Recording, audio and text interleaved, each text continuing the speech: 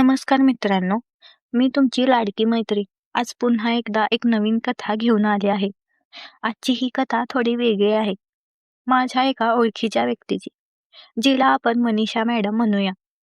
Manisha madam या दिसायला अतिशय सुंदर, गोऱ्या पानासारख्या आणि सडपातळ बांधाच्या होत्या.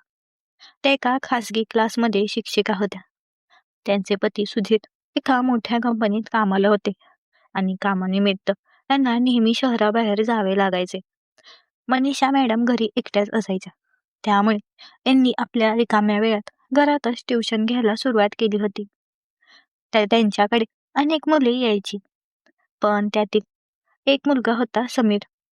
समीर नुकताच 18 वर्षाचा झाला होता आणि 12वीत होता. समीर दिसायला उंच, पातळ शरीराचा आणि स्वभावाने अत्यंत खोडकर होता. तो अभ्यासात हुशार होता, पण त्याचे लक्ष नेहमीच मॅडमच्या हालचालीकडे असायचे.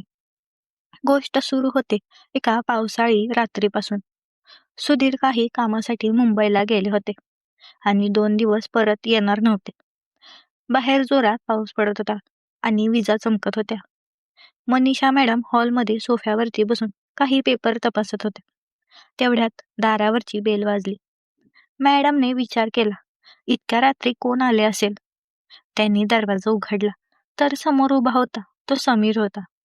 तो पूर्णपणे भिजला होता. त्याच्या अंगावरचे कपडे शरीराला चिकटले होते. समीर, तू इतक्या उशिरा आणि या पावसात? मॅडमने आश्चर्याने विचारलं. समीर थोडा थरथरत म्हणाला, मॅडम, उद्या गणिताचा पेपर आहे आणि मला काही शंका विचारून घ्यायच्या होत्या. घरची लाईट गेली होती म्हणून विचार केला तुमच्याकडे यावे. मॅडमने त्याला आत बोलवले. अरे, तू पूर्ण भिजला आहेस, आधी हे पुसून घे, असे म्हणून त्यांनी त्याला एक टॉवेल दिला. समीर आपले केस पुसत असताना मॅडम त्याच्याकडे बघत होत्या. समीर आज थोडा वेगळाच दिसत होता. त्याच्या डोळ्यात एक प्रकारची चमकच होती. मॅडम आणि समीर हॉलमध्ये टेबलवर अभ्यासाला बसले. मनीषा मॅडम त्याला एक प्रेमाने समजावून सांगत होत्या, पण समीरचे लक्ष पुस्तकाकडे नव्हतेच. तो मॅडमच्या हाताकडे आणि त्यांच्या बोलण्याकडे एकटक पाहत होता. समीर, लक्ष कुठे आहे तुझे? मॅडमने थोडे रागवून विचारले. समीर हळूच हसून म्हणाला, मॅडम, तुम्ही इतकं छान समजून सांगता की माझं लक्ष अभ्यासावरून उडून तुमच्याकडे जात.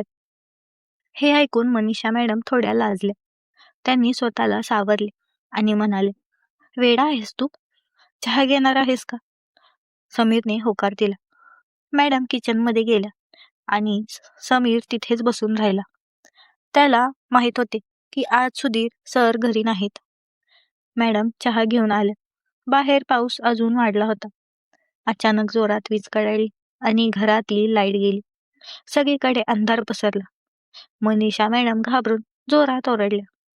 समीरने लगेच उठून त्यांना सावरले. अंधारात समीरचा हात मॅडमच्या कमरेला लागला. घाबरू नका मॅडम, मी आहे ना, समीरने अगदी जवळून कुजबुजत म्हटले. मॅडमचा श्वास जोरात चालू होता. समीरने त्याची पकड सोडली नाही. उलट त्याने मॅडमच्या खांद्यावर आपला हात फिरवायला सुरुवात केली. मॅडमला सुरुवातीला वाटले की तो त्यांना धीर देत आहे, पण समीरचा स्पर्श हळूहळू बदलत होता. त्याचे बोटे मॅडमच्या हातावरून आणि मानेवरून फिरवू लागले.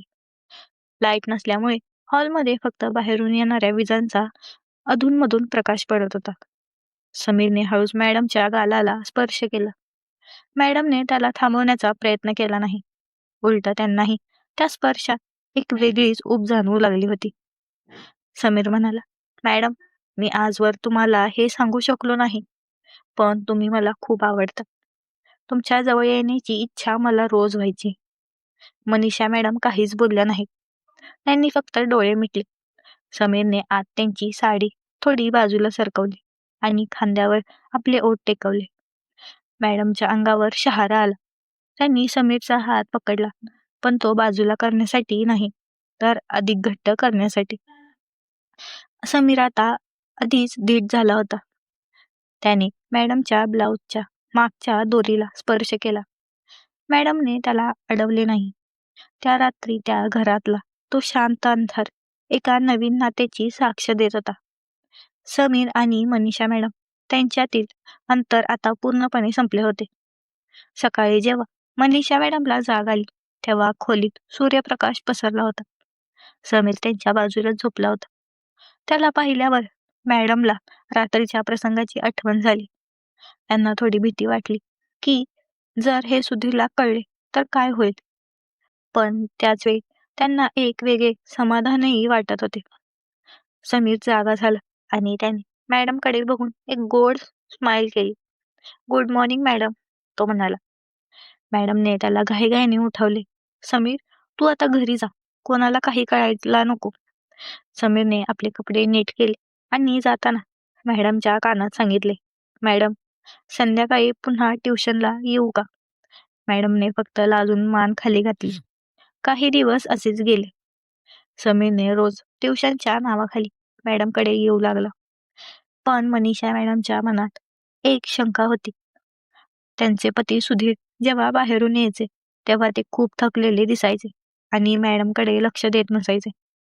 एके दिवशी मॅडमने सुधीरचा मोबाईल तपासला. त्यांना त्यात काही संशयास्पद मेसेज दिसले. सुधीरचे त्यांच्या ऑफिसमधील एका मुलीसोबत प्रेम प्रकरण सुरू असल्याचे त्यांना कळले. हे पाहून मॅडमला खूप मोठा धक्का बसला. त्यांना रडू कोसळले, पण त्यांनी स्वतःला सावरले. त्यांनी विचार केला की जर सुधीर बाहेर सुख शोधत असेल तर मी का नाही. त्यांच्या मनात समीरबद्दलचे आकर्षण अधिक वाढले. त्यांनी ठरवले की त्या आता सुधीरलाही काहीच विचारणार नाहीत.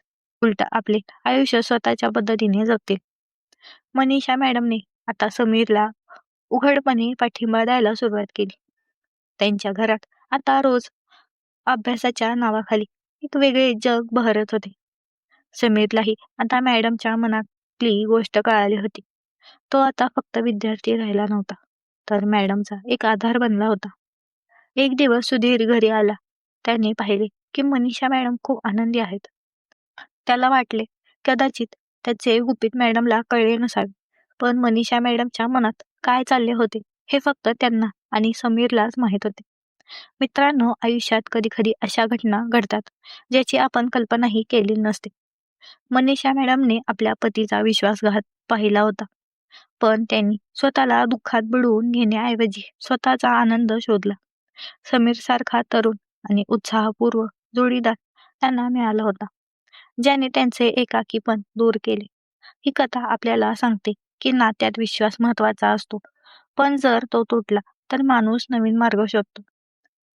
मित्रांनो, ही कथा तुम्हाला कशी वाटली? मनीषा मॅडमने जे केले ते बरोबर होते का? कमेंट्समध्ये नक्की सांगा. आणि हो, या कथेचा पुढचा भाग म्हणजे जेव्हा सुधीरला हे कळते तेव्हा काय होते हे ऐकायचं असेल तर चॅनलला सबस्क्राईब करा आणि भाग 2 कमेंट करा. धन्यवाद.